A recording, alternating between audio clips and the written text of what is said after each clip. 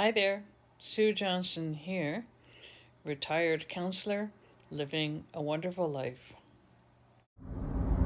Here's something you may have thought about or not, depending on where you are in terms of your spiritual life, if you would even consider yourself as having a spiritual life.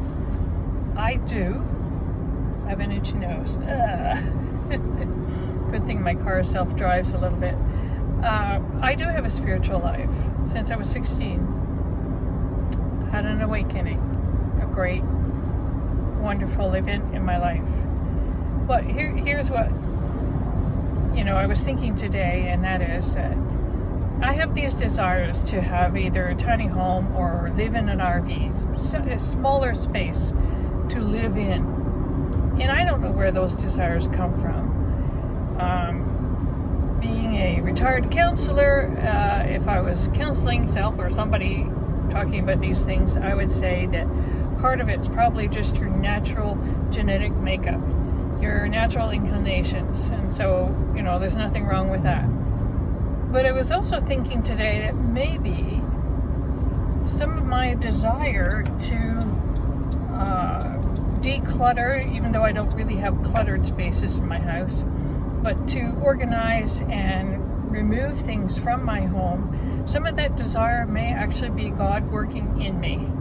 Maybe preparing Stanley and I for something that we yet don't know is going to happen. So I don't need to pray, God, is this your will? Is this okay? Although, there's nothing wrong with those kind of prayers. But I wouldn't pray it because I believe, first of all, I have a relationship with God. We communicate. I talk to Him, and if I listen, I can hear Him too. And so I believe that as we're walking along in our spiritual life, in communion with God, that His Spirit communicates with our spirit the things that are good and right for us. Meaning that He's going to give us a sense of direction, a sense of His will, and guidance as we go along, and wisdom. So as you're walking with God, you're going to get those things. So we don't always have to say, is it okay? Is it all right?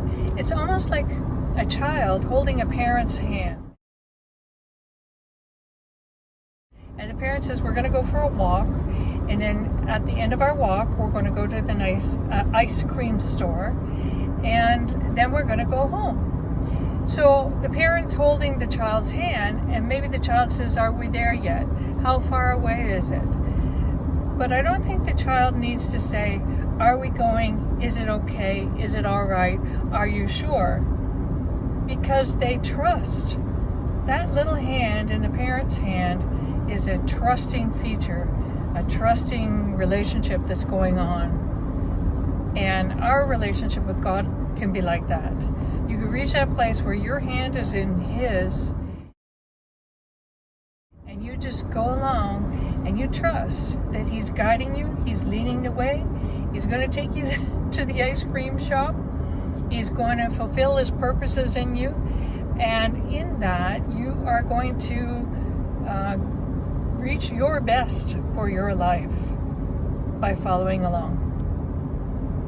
All right, I'm coming to an intersection now, so I'm going to close this off.